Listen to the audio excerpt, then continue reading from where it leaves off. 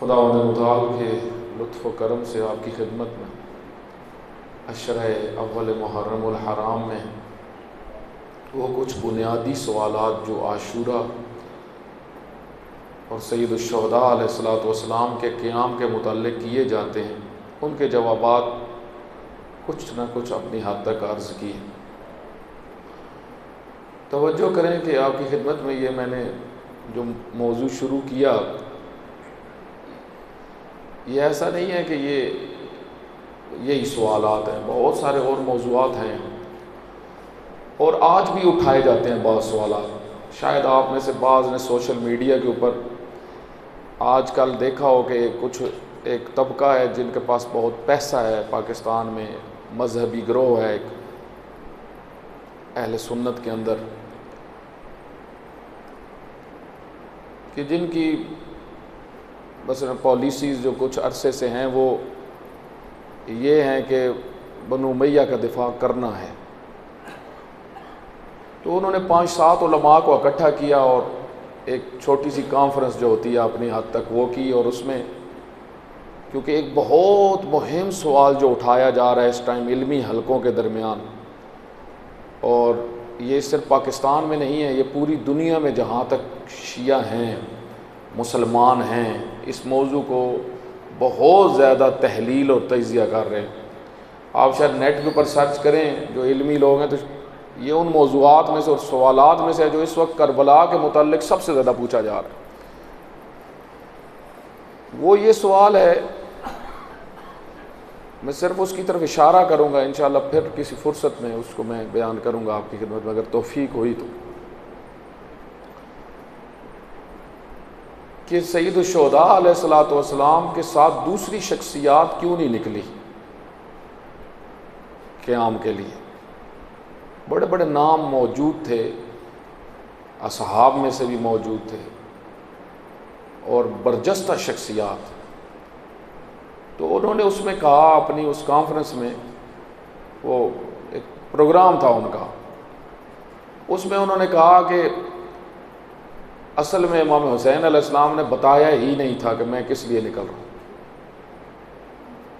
قیام کا مقصد، قیام کا پتہ ہی کسی کو نہیں تھا، نہ مکہ میں کسی کو پتہ تھا، نہ مدینہ میں کسی کو پتہ۔ جب قیام کا پتہ ہی کسی کو نہیں تھا تو پھر ساتھ دینے کی بات ہی نہیں بنتی۔ جب انہوں نے کسی کو بتایا ہی نہیں کہ میں یزیدیت کے خلاف اٹھ رہا ہوں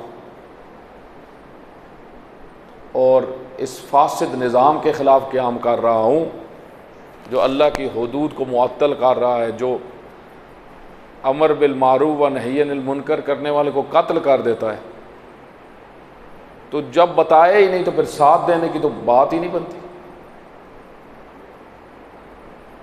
مثلا آپ دیکھیں، خود ابو سعید خدری یہ موجود تھے اس وقت، بڑا نام ہے، جابر بن عبداللہ انصاری موجود تھے، اسی طریقے سے حضرت عبداللہ ابن عباس موجود تھے۔ تو اب تو دلیلیں لے کے آنی پڑیں گی نا، یہ کیوں نہیں گئے، واضح سی بات ہے۔ تو انہوں نے کہا اصل پتہ ہی نہیں تھا کسی کو کہ قیام امام حسین علیہ السلام کا۔ حالانکہ آپ توجہ کریں کہ سید الشہداء علیہ الصلوۃ والسلام جس وقت مدینہ سے نکلے اور اپنے بھائی کو وصیت کی، وہ وصیت نامہ تھا ہی امت کے لیے، اور حضرت حنفیہ کی ذمہ داری لگائی تھی کہ اس کو پہنچانا ہے، اور انہوں نے پہنچایا۔ اور پھر یہ صرف نکلتے ہوئے یہ بات کی، مکہ میں گئے ہی اس لیے تھے کہ مکہ کے اندر سید الشہداء سب کو بتا سکیں کہ میں کس لیے نکل آیا ہوں۔ مکہ میں جانے کا مقصد ہی یہ تھا، وہ مرکز تھا، وہاں پہ علماء آتے تھے، وہاں پہ خواص آتے تھے، وہاں پہ قبیلوں کے سردار آتے تھے۔ سید الشہداء علیہ السلام نے یہ کتنی مہم وصیت ہے، انی لم اخرج، میں خروج نہیں کر رہا۔ خروج یعنی میں اس سسٹم کے خلاف اٹھ رہا ہوں، خروج کا مطلب یہ ہوتا ہے میں خارج ہو رہا ہوں، خروج کر رہا ہوں، یعنی اپنے شہر سے نکل رہا ہوں۔ میرا نکلنا یہ اس عربی میں اس معنی اس کا سمجھ میں جو آتا ہے، یعنی جو موجودہ سسٹم ہوتا ہے اس کے خلاف اٹھ رہا ہوں۔ توجہ کریے گا، یہاں پہ ایک بڑی مہم چیز سمجھنے والی ہے کہ اسلامی حکومت جب موجود ہوتی ہے اور اسلامی حاکم جب موجود ہوتا ہے، اس کے خلاف آپ خروج نہیں کر سکتے، اس کے خلاف آپ اقدام نہیں کر سکتے۔ جہاں پہ اسلامی حاکم وہ جس کو اللہ نے حق کے حکومت دیا ہے، جیسے مثلا امام معصوم امیر المومنین موجود ہیں، اگر کوئی اٹھتا ہے خروج کرتا ہے اور کہتا ہے کہ یہ مجھے سسٹم قبول نہیں ہے، اس کو فقہ میں اور پیغمبر اکرم نے اس کے لیے جو تعبیر استعمال کی وہ باغی گروہ، بغاوت۔ یہ بغاوت اس وقت ہوتی ہے جب حاکم اسلامی اور حاکم شرعی معاشرے میں ہو، اس کے خلاف نہیں کوئی اٹھ سکتا۔ اس وجہ سے پیغمبر گرامی نے فرمایا تھا، حضرت عمار یاسر جب مدینہ کی مسجد بن رہی تھی اور اینٹیں اور پتھر اٹھا رہے تھے سارے مل کے، تو حضرت عمار یاسر دو پتھر اٹھا رہے تھے، تو اس وقت پیغمبر گرامی نے ان کے کندھے پہ ہاتھ مارا اور مٹی کو چھڑکا اور فرمایا، مٹی کو صاف کیا اور فرمایا کہ یا ابن سمیہ، ان کی ماں کا نام لی، کیونکہ ان کی ماں شہیدہ تھی، پہلی شہیدہ اسلام کی۔ حضرت عمار یاسر کی والدہ بھی شہید ہوئی تھی، ابو جہل نے ان کو قتل کیا تھا، اور ان کے والد بھی، اور پہلا پورا خاندان تھا جو اسلام کے لیے جنہوں نے قربانی دی۔ معمولی شخصیت نہیں تھی حضرت عمار یاسر۔ حضرت عمار یاسر بہت بڑے صحابی ہیں، بہت عظیم صحابی ہیں، اور بہت بڑی شخصیت ہیں، اور محب امیر المومنین، عاشق امیر المومنین۔ حضرت حذیفہ یمانی جس وقت آخری وقت وفات ہونے لگی تو اپنے بیٹوں سے کہا کہ اس طرف کھڑا ہونا ہے جہاں عمار ہوں، اور حضرت حذیفہ یمانی آپ کو پتہ ہے وہ شخصیت تھے کہ جس جنازے میں شرکت نہیں کرتے تھے سب کو پتہ چل جاتا تھا یہ منافق ہے۔ حضرت حذیفہ یمانی، حضرت سلیمان فارسی، حضرت مقداد، حضرت ابو ذر، عمار یاسر، حضرت عمار یاسر اور حذیفہ یمانی، یہ 5 بڑی شخصیات ہیں جو امیر المومنین علی بن ابی طالب کے شیعہ تھے، شیعہ علی۔ حضرت حذیفہ، وہ آپ کو تاریخ میں شاید آپ نے پڑھا ہو، بخاری کے اندر بھی یہ حدیث موجود ہے، اس کے اوپر کافی ڈسکشنز بھی ہوئی ہیں کہ پیغمبر اکرم صلی اللہ علیہ وسلم ایک جنگ سے پلٹ رہے تھے، تو راستے میں جو 7 منافقین باز تھے انہوں نے پلان کیا کہ پیغمبر کو دھکا دیا جائے۔ پیغمبر اکرم صلی اللہ علیہ وسلم ایک طرف نکلے، ایک پہاڑی کی طرف، تو حذیفہ ساتھ تھے اور عمار یاسر ساتھ تھے، تو وہ گروہ جو تھا وہ 15 لوگ تھے، تقریباً 15 لوگ، وہ پیغمبر اکرم صلی اللہ علیہ وسلم کے پیچھے پہنچے۔ ان کا ارادہ یہ تھا ادھر سے پیغمبر کو دھکا دے دیں گے، تو حضرت حذیفہ یمانی ان کو دیکھ گئے، تو اس وقت رسول خدا نے پھر ان کو منع کیا کہ آپ نے کسی کو نام نہیں بتانے، صرف عمار یاسر کو پتا تھا۔ اس وجہ سے حضرت حذیفہ نے کہا کہ بیٹو جس وقت عمار جس طرف کھڑے ہوں، اس وجہ سے جنگ صفین میں حضرت حذیفہ کے بیٹے عمار پہ نظر رکھے ہوئے تھے کہ یہ کس طرف، تو پیغمبر اکرم صلی اللہ علیہ وسلم نے فرمایا یا ابن سمیہ تقتلک فئۃ باغیہ، تمہیں ایک باغی گروہ قتل کرے گا۔ یہ باغی سے کیا مراد ہے یہاں پہ؟ باغی جو امام حق کے خلاف خروج کرے، امام حق، تو توجہ کریے گا، اس وجہ سے اگر امام حق کی حکومت ہو، چاہے آج مثلا جس طرح ولی فقیہ کی حکومت ہے ایران کے اندر، ولی فقیہ کی حکومت ہے، امام کے نمائندے امام زمانہ علیہ السلام، امام زمانہ کے نمائندے کی حکومت ہے، امام خمینی امام کے نمائندے، اب وہاں پہ بھی کوئی بغاوت کرے تو حاکم شر جس کو اللہ نے اذن دیا ہوا ہے اس کے خلاف بغاوت نہیں کر سکتے۔ جس طرح حضرت مالک اشتر کے خلاف بغاوت نہیں کر سکتے، مصر میں کوئی کہے کہ میں حضرت مالک اشتر کے خلاف بغاوت کر دو، نہیں کر سکتے۔ کیوں؟ کیونکہ امیر المومنین علی بن ابی طالب نے ان کو ولی بنا دیا، فرمایا اے مالک آپ لوگوں کے ولی ہو، میں آپ کا ولی ہوں، اللہ میرا ولی ہے۔ یہ سسٹم ہے، یعنی جب غیر معصوم کی تائید معصوم کی طرف سے ہو جائے، اس کی خصوصیات کی وجہ سے، ایک دفعہ ڈائریکٹ، ایک دفعہ وہ جو خصوصیات معصوم نے بتائی ہیں کہ یہ جس کے اندر تمہیں نظر آئیں اس کی تم نے اطاعت کرنی ہے، اور غیبت کبریٰ میں تعطیل نہیں ہے، دین کی چھٹی میں مرکز موجود ہے۔ مرکز مکتب تشیع کی بنیاد ہی یہ ہے کہ اس میں ہمیشہ اللہ کی طرف سے ایک شخصیت اس کے نظام کے مطابق موجود ہوتی ہے۔ امام زمانہ نے بیان کیا کہ میرے بعد ہماری غیبت میں کون ہوں گے جن کے تم حوالے ہو، یہ واضح ہیں چیزیں، توجہ کریے گا۔ آپ دیکھیں کہ جو بغاوت کی تعبیر ہے اور خروج کی تعبیر ہے یہ کہاں پہ استعمال ہے؟ اب جب سید الشہداء علیہ السلام نے فرمایا میں خروج کر رہا ہوں، اب امام حق خروج جب کریں یا کوئی ولی حق یا کوئی ایسی شخصیت جو 100% ہو تائید شدہ معصوم کی طرف سے، اگر وہ کسی موجودہ سسٹم کے خلاف اٹھ کھڑے ہوں تو یہ خروج ہے، اور یہ وہ خروج ہے جو ضروری ہے، یہ حرام خروج نہیں ہے، یہ ضروری ہے۔ لیکن بعض جو آپ دیکھیں جو یزید کو امام حق سمجھتے تھے، وہ یزید کو وہ خلیفۃ اللہ، وہ خلیفۃ الرسول نہیں کہتے تھے، وہ جو پورا یزیدی سلسلہ تھا اور لوگوں کو انہوں نے ساتھ ملا لیا تھا، ساروں کو ساتھ ملا لیا تھا، وہ اپنی طرف سے اپنی شیطانی تدبیروں میں آگے نکل چکے تھے، انہوں نے لوگوں کو ملا لیا اور اہل البیت کے خلاف محاذ بنا لیا، یہ ہو گیا تھا۔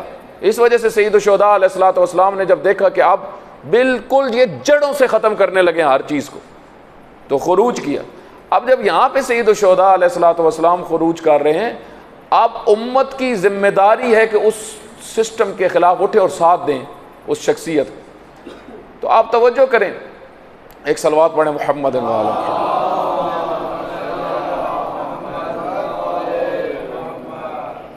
ان کے نزدیک وہ جو بیٹھے ہوئے تھے یزیدی اور ان کا پورا سسٹم، وہ خلیفۃ اللہ کہتے تھے یزید کو، اور یہ سب سے خطرناک چیز تھی کہ جو مدینہ والے تھے وہ تو سمجھ رہے تھے یزید پلید ہے، جو مکہ والے تھے ان کو بھی سمجھ میں آ رہی تھی یزید پلید ہے، لیکن جو ایران میں نئے مسلمان تھے اور ان سارے خطوں میں، ان کے ذہن میں یہ تھا کہ جو خلیفہ اوپر بیٹھا ہوتا ہے یہی اسلام ہے۔ توجہ کریے گا، سید الشہداء کے قیام نے ایک چیز جو کلیئر کر دی وہ یہ کہ ہر مسلمان جو کسی بھی سسٹم میں اقتدار پہ آ کے اسلام کا لباس پہنا اور ہو سکتا ہے ممکن ہے کہ اندر سے منافق ہو، تو ایسا نہیں ہے کہ تم نے اس کی تائید کر دینی ہے، کیونکہ اس سے پہلے جو چل رہا تھا خلیفہ اول، خلیفہ دوم، خلیفہ سیوم، پھر ملوکیت شروع ہوئی، تو لوگ یہ سمجھ رہے تھے جو اوپر ہوتا ہے یہی حق ہے، یہی سسٹم ہے اسلام کا۔ تو سید الشہداء نے در حقیقت وہ لائن کھینچ دی نسلوں کے لیے کہ ایسا نہیں ہے جو اوپر بیٹھا ہوا ہے وہی سب کچھ ہے، یہ دیکھو کہ اس کے اندر وہ شرائط ہیں یا نہیں جو قرآن نے بیان کی ہیں، اگر وہ شرائط نہیں ہیں تو یہ امام حق نہیں ہے، یہ فاسد ہے۔ اس وجہ سے کوفیوں کو جو خط لکھا اس میں جو تعبیر لکھی، فرمایا کوفیوں کو جو خط لکھا وہ تعبیر یہ تھی اس کی آخری، فرمایا مجھے میری جان کی قسم وَلِعَمْرِ، مجھے میری جان کی قسم، حاکم مسلمانوں کا وہ ہوتا ہے، یہ نصاب ہے جس کی پہلی شرط یہ ہوتی ہے وہ قرآن پہ عمل کرنے والا ہوتا ہے، دوسرا وہ عادل ہوتا ہے، تیسرا وہ دین کا حامی ہوتا ہے، چوتھا وہ اہل تقوی ہوتا ہے، کبھی بھی اللہ کے برابر معصیت نہیں کرتا، عمومی گناہ کرتے ہوئے آپ اس کو نہیں دیکھیں گے، یا وہ تو تنہائی میں بھی گناہ کرنے والا نہیں ہوگا۔ ایسا شخص حضرت نے فرمایا مجھے میری جان کی قسم صرف یہ حکومت کا حق رکھتا ہے، یعنی اس کے علاوہ سب فاسد ہیں مسلمانوں کی سوسائٹی۔ اس وجہ سے دیکھیں اب سید الشہداء علیہ السلام نے جب فرمایا انی لم اخرج، میں خروج نہیں کر رہا، تو وہ تو وصیت میں ہی واضح ہو گیا، پہلے دن ہی واضح ہو گیا کہ سید الشہداء علیہ السلام اس فاسد نظام کے خلاف کھڑے ہو۔ اور جب سفر کیا اور جب مدینہ سے نکلنے لگے، توجہ کریے گا، جب مدینہ سے نکلنے لگے ولید بن عتبہ نے بلایا تھا، تو اس کے بعد جب حالات بنے تو سید الشہداء نے چھوڑا مدینہ، تو اس میں جو بات ہوئی تھی بیعت کا تقاضا جب ہوا تھا مدینہ کے اندر ہی، توجہ کریے مطلب میں کیوں عرض کر رہا ہوں، اتنا گمراہ کیا جاتا ہے آج جوان نسل کو، اتنا گمراہ کیا جاتا ہے صرف اس وجہ سے کیونکہ لوگوں کے پاس انفارمیشن نہیں ہے، لوگوں ایک بڑی تعداد پاکستان کے اندر آپ کو پتہ ہے ایک بڑی مشکل یہ ہے کہ لوگ بس پیچھے چلتے ہیں، جو پیر مریدی جس کی چل رہی ہے، جو جس کا سسٹم چل رہا ہے وہ اسی کے پیچھے، کوئی سوچتا نہیں ہے کہ اس بات کی دلیل ہے یا نہیں ہے۔ سید الشہداء علیہ الصلوۃ والسلام جب ولید بن عتبہ کے دربار میں گئے، 26 رجب تھی یا 25 رجب تھی، تو سید الشہداء علیہ الصلوۃ والسلام کو ادھر کہا کہ بیعت کریں، حضرت نے انکار کیا بیعت سے۔ یہ انکار کرنا خود دلیل ہے کہ یہ فاسد نظام ہے، اب سید الشہداء نے اس کے خلاف اٹھ رہا ہے۔ اس وجہ سے وہاں پہ اپنے جو جوان تھے ان کو کھڑا کیا۔ اب کیا یہ پورے مدینہ کو پتہ نہیں تھا کہ ایک بڑی شخصیت جن کو سب جانتے ہیں وہ 20 کے قریب لوگ لے کے جائیں اور وہ کہیں کہ اگر اندر میری آواز بلند ہو تو تم لوگوں نے اندر حملہ کر دینا ہے؟ کیا واضح نہیں تو سب واضح تھا، توجہ کریں، سب واضح تھا۔ اصل میں ہوتا یہ ہے، اصل میں بنو امیہ نے میڈیا ہمیشہ استعمال کیا ہے، توجہ کریے، اس میڈیا کے ذریعے سے لوگوں کو گمراہ کیا ہے، حق سے دور کیا ہے۔ جو یزید کے پہلے والے 30-40 سال تھے، اس میں جو مسلسل ورکنگ ہوئی تھی، لوگوں کے ذہن جو بنائے گئے، ذہن مرکز سے جدا کرو، مرکز سے جدا کرو، اصلی شخصیات سے جدا کرو۔ میں نے اس کی مثال ابھی گزشتہ مجلس میں بھی دی، آپ کو میں آسان سی بات سمجھاتا ہوں، واضح ہو جائے شاید ہمارے لیے۔ آپ دیکھیں، امامت مرکز ہے، امام، اس سے لوگ جدا ہو گئے تو اسلام خطرے میں چلا جاتا ہے، اسلام خطرے میں چلا جاتا ہے۔ کیوں؟ کیونکہ وہ امام جو ہوتا ہے وہ زمام ہوتا ہے دین کی۔ امام رضا علیہ السلام فرماتے ہیں، اللہ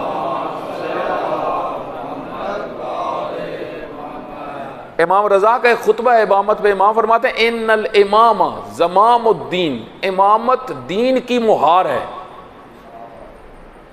مہار ختم تو پھر جو مرضی کرے گا، کنٹرول مرکز سے ہوتا ہے۔ اس وجہ سے اللہ تعالیٰ نے سسٹم دیا ہے، انسان بغیر سسٹم کے نہیں ہے، ہم اجتماعی مخلوق ہیں، اجتماعی مخلوق کو مست نظام چاہیے، ضروری ہے کہ نظام ہو، انسانی معاشرہ نظام کے بغیر نہیں رہ سکتا۔ خوب اس نظام کی بنیاد کون ہے؟ امام، رہبر، جو رسول خدا بنایا اور بیان کر کے گئے۔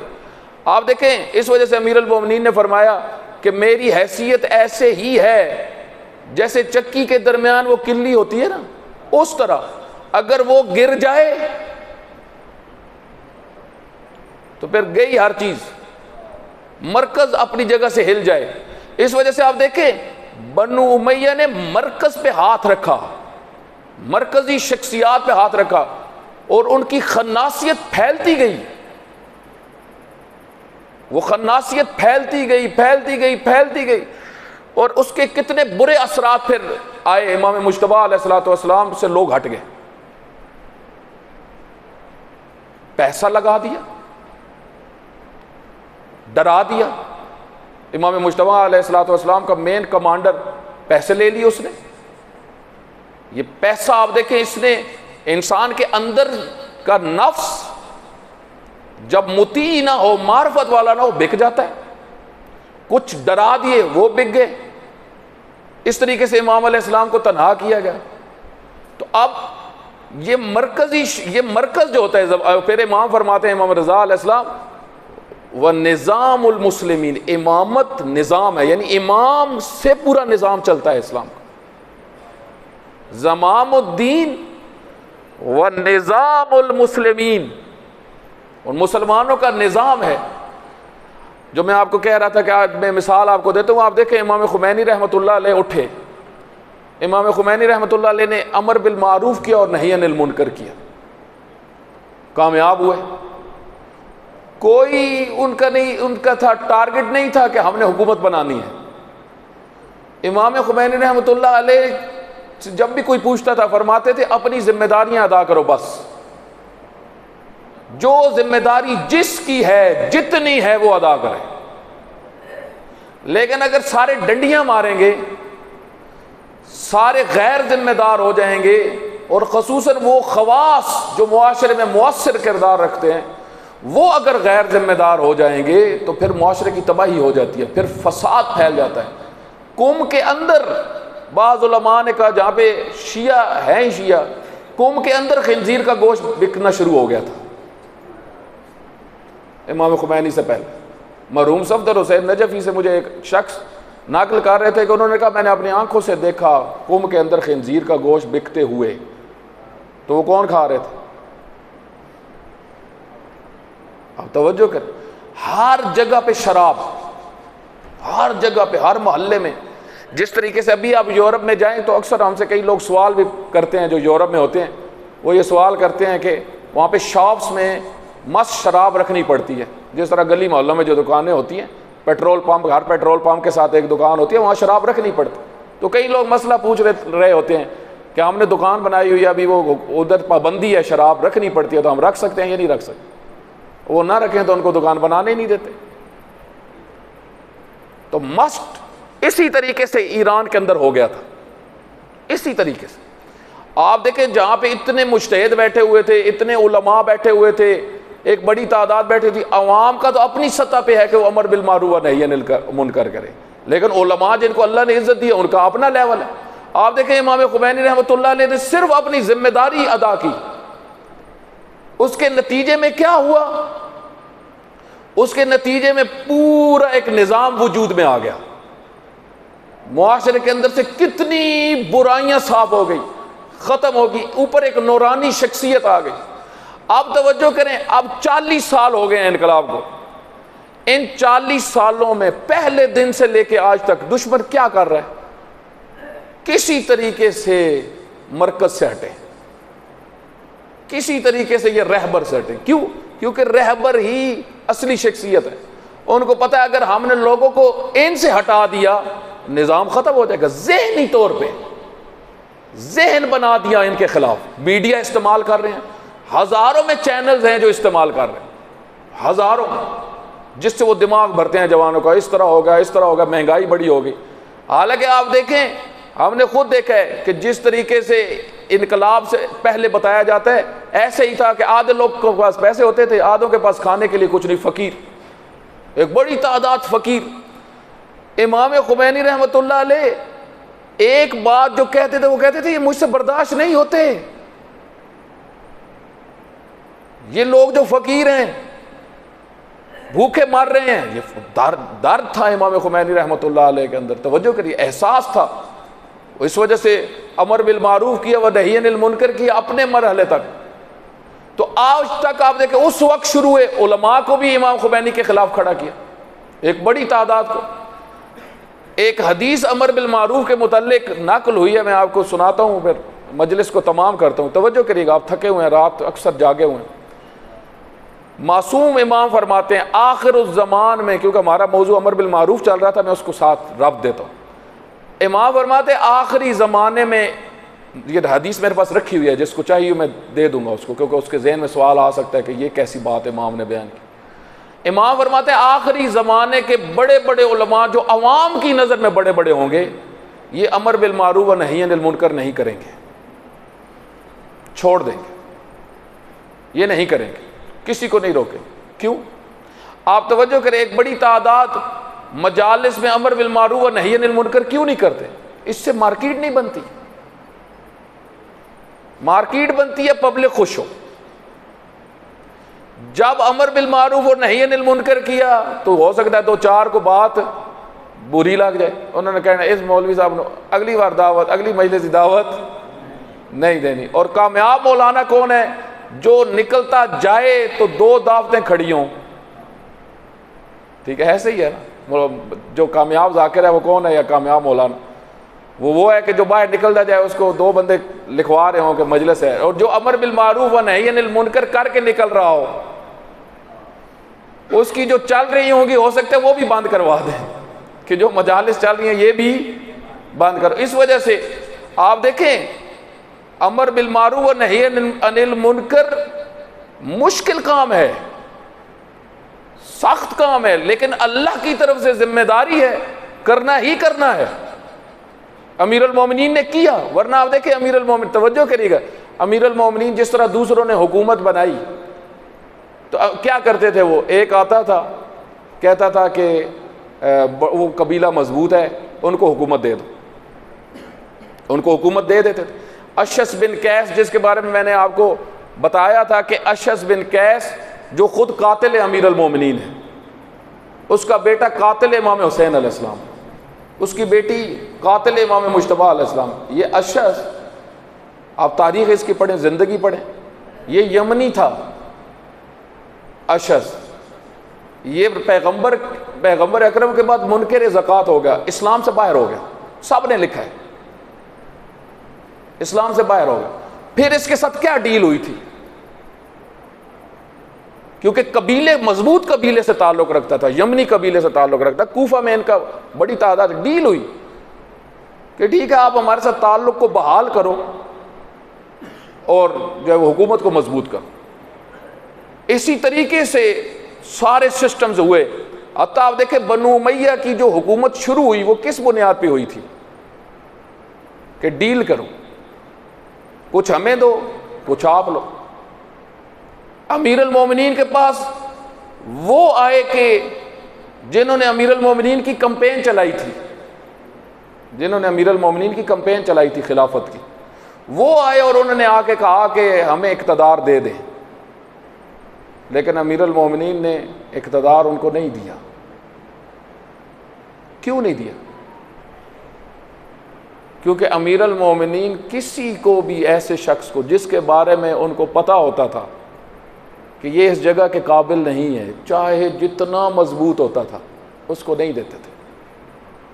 یہ رول تھا امیر المومنین، اور جس کا امیر المومنین کو پتہ چل جاتا تھا نا کہ یہ اقتدار پسند ہے، اس کو تو بالکل نہیں دیتے تھے۔ اس وجہ سے ایک دن حضرت مالک اشتر نے امیر المومنین سے کہا کہ یا علی آپ کے لیے بڑی مشکلات کھڑی ہو جائیں گی، دے دیں۔ کیا ہے؟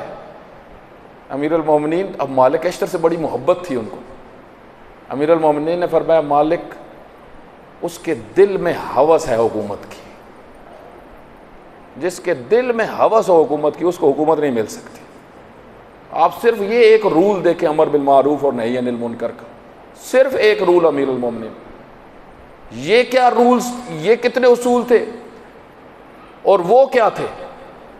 اس وجہ سے آپ توجہ کریں، یہ چیزیں بنی کہ لوگوں کے اندر ماحول بنایا گیا کہ یہ تو علی ابن ابی طالب تو ایسے ہیں، ان کو تو حکومت کرنی ہی نہیں آتی، ان کو تو سیاست کرنی ہی نہیں آتی۔ اہل البیت سے آہستہ آہستہ دور کیا گیا، امیر المومنین تنہا ہو گئے تھے اپنی زندگی کے آخری مرحلوں میں، بہت مشکلات امیر المومنین کے لیے کھڑی ہو گئی تھی، امیر المومنین کے علاقوں میں انٹریاں شروع ہو گئی تھی، آتے تھے وہ حملے کرتے تھے واپس چلے جاتے تھے، امیر المومنین کوفیوں کو کہتے تھے وہ ہلتے ہی نہیں تھے۔ اس کی وجہ کیا تھی؟ ان کے ذہن میں امامت کا کنسپٹ کمزور پڑ گیا تھا، پروپیگنڈے ہو چکے تھے۔ یہی کام پھر اتنا بڑا کہ تنہا کر دیا گیا امام حسین علیہ السلام۔ آج دشمن یہی چاہتا ہے۔ آج اب دیکھیں مراجع کے خلاف جو ایک بڑی تعداد بولتی ہے، مراجع تقلید کے خلاف بولتی ہے، وہ کیا چاہتے ہیں؟ کہ لوگ مرجعیت سے ہٹ جائیں، لوگ مرکز سے ہٹ جائیں۔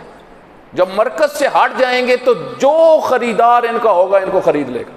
سید الشہداء علیہ السلام کے میں آخری خطبے کے آپ کو 2-3 جملے سنا کے نتیجے تک، سید الشہداء علیہ السلام جو آخری خطبہ دیا عاشور والے دن، اس وقت بہت غصے میں تھے۔ فرمایا تبا لکم وقبحا، تباہ ہو جو ہے کوفیو۔ جو اگلی بات ہے وہ بہت گہری ہے۔ فرمایا تم نے مجھے کہا تھا کہ ہم مل کے اس سسٹم کو ختم کریں گے جو چل رہا ہے، تم تو سارے میرے مقابلے میں آ کے کھڑے ہو گئے۔ فرمایا تمہیں طاغوت اپنے ساتھ کیسے لے گئے؟ خطبے میں جملے ہیں، یہ کون ہے جو تم سب کو لے گیا؟ تو یہ کیا ہوا تھا؟ کچھ لوگ تھے جنہوں نے سارا سرمایہ جو کوفہ کا تھا امام کا، وہ سارا، وہ جو 18,000 حضرت مسلم بن عقیل کے ساتھ بیعت کی تھی، وہ سارے کا سارا اٹھا کے اس طاغوت نے کدھر ڈالا؟ اپنے طرف۔ امام کے پیر، ایک بڑی تعداد جو امام کی محبت میں تھے اور کوفہ کی گلیوں میں کھڑے ہوئے تھے کہ امام کب آئیں گے، تاکہ ان کا استقبال کریں اور ان کی حکومت بنے. وہ سارے، یہ بہت درد والی چیز ہے، آپ اس کو ذرا درک کریں، اس کو ذرا سوچیں. جو انتظار میں تھے وہ مقابل میں جا کے قتل کرنے کے لیے کھڑے ہو گئے. یہ سید الشہداء نے اپنے آخری خطبے میں فرمایا کہ جو یہ جملہ آپ کو میں دکھا سکتا ہوں، میرے پاس کتاب رکھی ہوئی ہے. سید الشہداء فرماتے ہیں جو آگ ہم نے مل کے لگانی تھی اس طرف، وہ ساری آگ تم اٹھا کے لے آئے ہو میری طرف. یہ کیسے ہوتا ہے؟ طاغوت، شیطان. اس وجہ سے امام نے فرمایا وہ طاغوت ہیں، تمہیں بھی انہوں نے طاغوت بنا دیا. جب تم ان کے ماتحت آ گئے تو تم بھی طاغوت بن گئے. پھر آپ دیکھیں یہ کتنے جری ہوئے اور عجیب حالت میں تھے کوفی روز عاشور. کچھ کتابوں میں ہے کہ ایک بڑی تعداد بیٹھ کے دعائیں مانگ رہی تھی، اس طرف بیٹھی ہوئی تھی اور دعائیں مانگ رہی تھی اللہ امام حسین کو بچا. ان کو کیا، یہ ادھر کیوں بیٹھے ہوئے تھے؟ کیونکہ طاغوت ان کو اپنے حصے میں لے گیا تھا. قبیلوں کے سردار، آ جاؤ جی ادھر آ جاؤ، قبیلوں کے سردار، علماء ادھر آ جاؤ. سب سے پہلا خط جو لکھا تھا سلیمان بن سرد خزائی نے، سب سے پہلا کوفہ سے خط لکھا تھا. اس نے کہا تھا کہ یہ لوگ تیار ہیں، آپ آ جائیں. امام حسین علیہ السلام نے اس کو کربلا سے خط لکھا اور وہ 4000 اپنے لوگوں کو لے کے ادھر ہی بیٹھا ہوا تھا. وہ 4000 میں سے ایک بڑی تعداد تھی جو امام حسین علیہ السلام کے پیچھے آنے والے تھے، لیکن اس نے کہا کہ کدھر جا رہے؟ وہ سارے بیٹھے ہوئے تھے، اس کو دیکھ رہے تھے، مولانا صاحب کو دیکھ رہے تھے. بھائی تم مولانا صاحب کو کیوں دیکھ رہے ہو؟ تم اپنے امام کو دیکھو. 4000 لوگ صرف کوفہ میں سے سلیمان بن سرد خزائی نکال کے لے گیا. صرف کس وجہ سے؟ نہیں، امام نے خط لکھا، نام لکھا اس خط کے اوپر سلیمان بن سرد خزائی، رفاع بن شداد، نجبہ. تم لوگوں نے مجھے خط لکھا تھا اور کہا تھا کہ آپ پہنچے، ہم بھی آ رہے ہیں، ہمارے بچے بھی آ رہے ہیں. نہ تم خود آئے ہو نہ تمہارے بچے آئے. جب بعد میں یہ امام حسین علیہ السلام کے لیے یہ اٹھے تھے، پھر بعد میں توابین کا قیام جو ہوا تھا، اس میں جو تقریر کی تھی رفاع نے، اس تقریر میں اس نے کہا تھا کہ حسین ابن علی نے ہم سے مال مانگا کہ ہر لحاظ سے مدد کی جائے سسٹم کی. کہا کوئی ہم نے نہیں، کچھ نہیں کیا. ہمارے بچے مانگے، وہ بھی ہم نے نہیں دی. ہمیں کہا وہ ہم پھر بھی نہیں گئے. ادھر سارے پیٹنا شروع ہو گئے کہ ہم تو گئے ہی نہیں. توجہ کریں، اصل میں سمجھیں طاغوت کو، کہ طاغوت اور شیطان جو ہوتا ہے وہ امامت کے مقابلے میں ہے. وہ سارا لشکر اس کی کوشش ہے کہ لوگوں کا دماغ خراب کر کے ادھر لے آئے اور مقابل میں کھڑا کر دے. سید الشہداء علیہ السلام میدان میں تنہا رہ گئے. مقتل کے جملے ہیں کہ سید الشہداء علیہ السلام کبھی دائیں طرف دیکھتے تھے، تنہا کھڑے ہوئے، کبھی دائیں طرف دیکھتے تھے، کبھی بائیں طرف دیکھتے تھے. کئی دفعہ اس طرح نقل ہوا ہے کہ مقتل میں خود ہی کھڑے ہو جاتے، دائیں طرف دیکھتے تھے اور بائیں طرف دیکھ کے کہتے تھے کہ این اصحابی، میرے کہاں گئے ہو میرے اصحاب؟ مسلم کدھر چلے گئے ہو؟ حبیب کدھر چلے گئے ہو؟ میں اکیلا رہ گیا ہوں. دیکھتے نہیں ہو کوئی نہیں ہے میرا دفاع کرنے والا؟ دیکھتے نہیں ہو کوئی نہیں ہے رسول اللہ کی بیٹیوں کا دفاع کرنے والا؟ دیکھتے نہیں ہو کوئی نہیں ہے رسول اللہ کی بیٹیوں کی حرمت کا دفاع کرنے والا؟ میں تنہا ہوں، میری مدد کرو، اٹھو. فرماتے تھے ہاں تم ادھر چلے گئے ہو جہاں سے پلٹ کے کوئی نہیں آتا. اگر تم زندہ ہوتے بھاگ کے میرے پاس آتے اور کہتے ہمارا مولا کدھر ہے. سید الشہداء علیہ السلام، بس میں نے کچھ مصائب، صرف الوداع جب سید الشہداء نے کیا، کسی عالم نے، وہ عالم کہتے ہیں کہ ایک عالم نے ریاضت کی، ریاضت. اس نے کہا کہ کربلا میں کون سا منظر سب سے دردناک ہے؟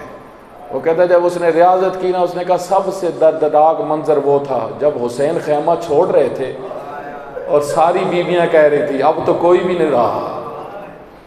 فرمایا اے زینب کبریٰ، اے زینب کبریٰ، ایک لباس میرے لیے لے آئیں. میں تبدیل کر کے جانا چاہتا ہوں۔ لباس لے کے آئی سیدہ، امام نے جب پہنا نا، توجہ کریے گا، آپ سامنے ماں جائیاں کھڑی ہوں، بیٹیاں کھڑی ہوں، بہنیں موجود ہوں، کوئی اور نہ بچا ہوا ہو، اور بھائی اپنا لباس پھاڑ رہا ہو، تو ان کے ذہن میں تو ہوگا کہ حسین کو کیا ہو گیا ہے، حسین اپنا لباس خود کیوں پھاڑ رہے؟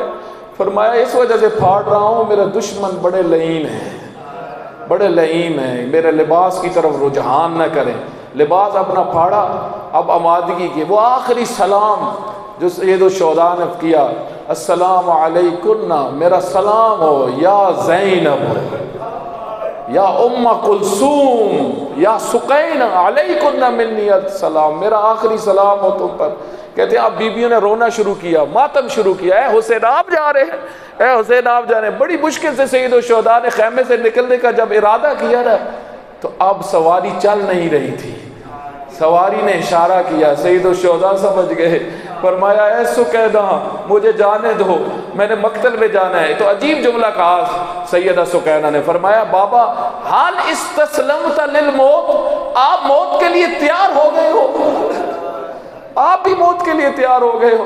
کتنا درد بھرا جملہ سید الشہداء نے جواب میں فرمایا کیف لا یستسلم، اس کو کہنا وہ کیسے تیار نہ ہو جس کا کوئی مددگار نہ ہو، من لا معین لہ ولا ناصر، جس کا نہ کوئی مددگار ہو، نہ جس کا کوئی ساتھی ہو، جس کے سب مارے گئے ہوں، جس کے بھائی بھی مارے گئے ہوں، جس کے اصحاب بھی مارے گئے ہوں، وہ اب کیوں موت کی تیاری نہ کرے؟ مقتل کے جملے ہیں۔ اب حضرت سقینہ کو اتر کے اپنے سینے کے ساتھ لگایا، سینے کے ساتھ لگا کے اشعار پڑھے، سیطولو من بعد یا سقینہ، نہ رو میری بیٹی سقینہ، نہ رو، تم نے میرے بعد بہت رونا ہے، بہت رونا ہے، لا تحرکی القلب، میرے دل کو آگ نہ لگاؤ، ایسو کہنا جب تمہارے آنسو گرتے ہیں نا، تمہارا تم بابا سے برداشت کرتے ہیں، میرے دل میں آگ لگ جاتی ہے۔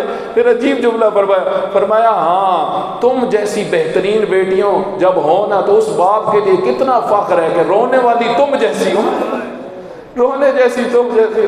اب سید الشہداء نے جب نکلنے کا ارادہ کیا، لیکن کس طرح بڑی مشکل سے بیویوں نے الوداع کیا۔ بیویاں یہی کہہ رہی تھی، حضرت سقینہ نے بھی کہا بابا اگر جانا ہی ہے تو پھر ہمیں رسول اللہ کے حرم میں چھوڑو، ہمیں کسی پناہ گاہ میں چھوڑو، بابا تنہا تو نہ چھوڑ کے جاؤ اس طرح۔ اس وقت سید الشہداء نے ایک جملہ بیان فرمایا جس کا لب لباب یہ ہے، اور ترجمہ بعض علماء نے یہ کیا۔ سید الشہداء نے فرمایا میرے بیٹا چھوڑ آتا، لیکن پرندہ گھونسلے سے بہت دور آ گیا، پرندہ بہت دور آ گیا۔ اب سید الشہداء علیہ السلام میدان میں اترے، عزیز و جنگ کرتے رہے، بہت جنگ کی سید الشہداء علیہ السلام نے۔ کہتے ہیں پھر جب بہت جنگ کی نا، بچوں کی پیاس یاد آئی، فرات کے کنارے اترے اور ارادہ کیا کہ پانی لے کے جاؤں۔ کہتے ہیں ایک ظالم آگے بڑھا، جو سید الشہداء نے پانی اٹھانے کا ارادہ کیا، اس نے تیر مارا، پہلا تیر جو سید الشہداء کے دہن مبارک میں لگا، اور سید الشہداء نے اسی وقت فرمایا او خدا تم پہ لعنت کرے، تمہیں خدا پیاسا مارے، تم رسول اللہ کے بیٹے کے ساتھ کیا کر رہے ہو؟ کہتے ہیں اب پانی اٹھا کے جانا چاہا، ایک ظالم پیچھے سے آیا، اس نے کہا اے حسین ابن علی تم ادھر بیٹھے ہو، خیموں پہ حملہ ہو گیا ہے، خیموں پہ حملہ ہو گیا۔ پانی کو چھوڑ کے فوراً نکلے سید الشہداء علیہ السلام۔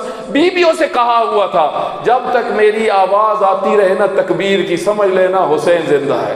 اسی وجہ سے جاتے تھے، ایک نقطہ رکھا ہوا تھا، ایک جگہ تھی، وہاں پہ کھڑے ہوتے تھے اور اونچا سا فرماتے تھے لا حول ولا قوت الا باللہ العلی العظیم۔ عزیزو جب یہ جملہ بلند کرتے تھے نا تو بیویوں کو تسلی ہو جاتی تھی، ابھی حسین زندہ ہے، ابھی حسین زندہ ہے۔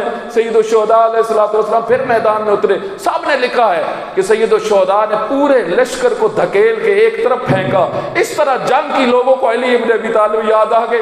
ابن سعد ملعون نے کہا اور لشکر بھیجو، یہ علی کا بیٹا ہے، اس طرح تمہارے کنٹرول میں نہیں آئے گا۔ کہتے اب ہزاروں تیر انداز سامنے ہے، جس کے پاس تیر تھے مار رہے تھے تنہا میدان میں۔ حسین ابن علی کو تیر پہ تیر لگ رہے تھے۔ کہتے ہیں ایک تیر ایک ظالم نے آ کے پتھر مارا سید الشہداء کے سر کے اوپر۔ کہتے ہیں جب پتھر مارا نا، سید الشہداء نے اپنی ابا کے ساتھ اپنے ماتھے سے خون کو صاف کیا۔ کہتے ہیں جب صاف کر رہے تھے اس دوران ایک ظالم نے 6 شعبہ تیر سے شعبہ تیر سید الشہداء کے سینے میں آ کے لگا. جب سید الشہداء کے سینے میں لگا یہ زہر برا 3 شعبہ تیر لگا. سید الشہداء نے سامنے سے نہیں نکال سکے, پشت سے ہاتھ رکھ کے اس تیر کو نکالا.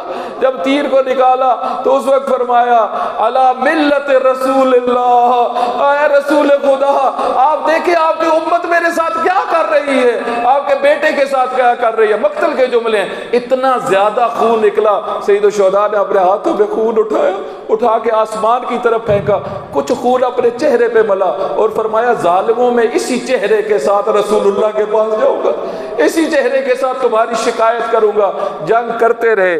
اب کہتے ہیں ظالموں نے جب بہت حملے کیے, بس اب ظالم اپنا کام جب تمام کر چکے نا, اس وقت بیویاں اب انتظار میں تھی کہ حسین خود تو آئے نہیں ہیں, لیکن انتظار میں تھی. کہتے ہیں کچھ ہی دیر کے بعد وہ سواری جو بڑا انتظار کرتی رہی کہ سوار واپس چڑھ آئے, سوار واپس آ جائے, گھومتی رہی کافی دیر حسین ابن علی کے ارد گرد اور کہتی تھی اشاروں سے حسین واپس آ جاؤ, لیکن مولا کہتے تھے واپس چلے, اب میں نہیں سوار ہو سکتا, اب تم جا کے اطلاع دے دو کہ حسین گر گئے ہیں. کہتے ہیں جب سواری آئی نا خیموں کی طرف, ساری بیوی انتظار میں تھی. حضرت سکینہ آگے بڑھ کے کہتی ہیں, عجیب سوال کیا, فرمایا یا جواد ابی, او میرے بابا کی سواری, او میرے بابا کی سواری, مجھے یہ بتا اسوک یا ابی ام قتل عطشانا, میرے بابا کو جب قتل کیا جا رہا تھا کیا بابا نے پانی پی لیا تھا,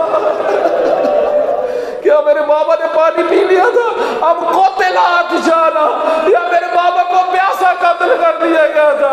مجھے بتائیں اب سواری نے کیا بتایا ہوگا, سواری کیا کہتی, سکینہ تمہارا بابا تو چاہتا تھا تمہارے لیے پانی لے خیموں میں, لیکن کوئی لانے نہیں دے رہا تھا, ہزاروں تیر کھاتا رہا لیکن کوئی لانے نہیں دے رہا تھا. یہ پیاس اتنی یاد آتی تھی, بس میرا عزیز میرا آخری جملہ, یہ پیاس اتنی درد آور تھی, اتنی تکلیف دہ تھی اہل البیت کے لیے. کہتے ہیں جب امام زین العابدین پہنچے تھے نا اذن خدا سے, اور قبروں پہ سب کو قبروں میں اتار کے دفن کر رہے تھے, جب سید الشہداء کو دفن کر دیا نا, مجھے بتائیں جب قبر بنتی ہے اوپر لوگ تختی لگاتے ہیں, تختی کے اوپر نام لکھتے ہیں, تعارف لکھتے ہیں. جب امام نے دفن کر کے تختی لگائی نا, ایک ہی جملہ لکھا ھذا قبر الحسین الذی قتل عطشانا, یہ حسین کی قبر ہے جس کو پیاسا قتل کر دیا گیا. صحیح حال ہے.